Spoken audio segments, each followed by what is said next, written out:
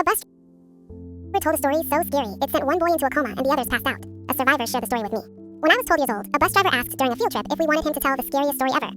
The story he told was so terrifying it made everyone faint. No one would say what it was about later, just that it was the scariest thing that any of them had ever heard. Kids spoke of it in whispers, in rumors, but nobody would ever repeat it to me, no matter how I begged or pleaded. I was the only kid on the bus wearing headphones, so I didn't hear it. I had a brand new Walkman, yes I'm old, and when all the other kids were telling each other scary stories, I put my headphones on. I can't even remember where the field trip was going. Science museum? Anyway, it was a long drive for a dozen kids. What I do remember is seeing the bus driver, not our regular driver, but a substitute for the field trip, looking up at us in the rear view and asking if we wanted to hear the scariest story in the world. Everyone chorused, yes, really loudly, and the driver kept insisting it was too scary for us. I think I rolled my eyes, and I remember him saying, this story starts on a county road. Then I turned him out and turned up the volume on my Walkman, and when the tape got to the end, I realized that the bus around me was silent. I looked up. Every kid sat slack-jawed and wide-eyed. I turned around in my seat to my best friend, Isaiah, sitting in the row behind me, and I asked, hey, what's going on? His eyes flicked up to meet mine. He closed his jaw but didn't say anything. You okay? Why did it get so quiet? Somewhere on the bus, a whisper. A few kids up front talked in nervous undertones. I think they said, don't tell him.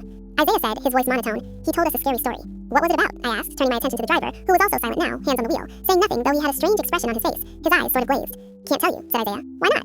He didn't answer. Neither did anyone else. It was like whatever they heard had so terrified them that they were locked into trauma, just frozen there by the shared, collective, horrifying experience that I'd somehow missed. I don't know if you've ever ridden a bus full of school children, but it is never quiet. There is always chatter, but right then, other than the rumble of the engine, you could have heard a pin drop. What was it about? I repeated louder. At that moment, a horn sounded. Everyone clutched the seats as a truck barreled toward us. Later, I was told the bus drifted into opposing traffic. The truck driver's quick reflexes and veering saved us from a worse accident, but the impact still killed the bus driver, left one student in a coma, spun the bus, and knocked a bunch of us out. Later, the rumor would spread that the bus driver and students all fainted from the story, and that's what caused the crash. Anyway, I remember coming back to myself in my seat, sitting up and seeing the blue sky outside, seeing the day look so normal except for the steam or smoke from the bus and the truck. I heard sobbing from my classmates. Some of us were sent to the hospital. The rest of us were sent home. Days later, after everyone was back in classes, except the kid who fell in a coma, I asked the classmate, hey, Maria, you heard the story on the bus, right?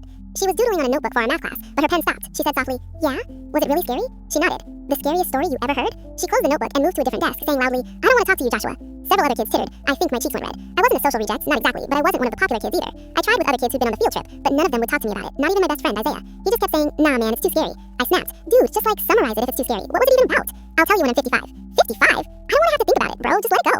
His refusal almost broke apart our friendship, but eventually I accepted that nobody was going to tell me whatever had traumatized them so badly.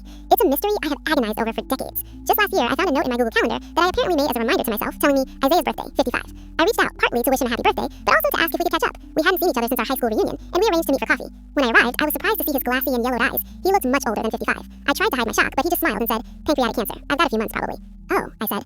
Oh, shit, I'm sorry. You look good though, he raised his coffee cup to me. Look like you're still 40 years old. How's life treating you? I pulled up a chair and told him how I'd married and divorced, same, he said, how I was an electrician and occasionally a freelance writer. He talked about recycling and community gardens, and about his 2 grandchildren, and how he founded a nonprofit because he wanted a better world for them. And as I began to reminisce about our school years, he raised a hand. Subscribe for the final part.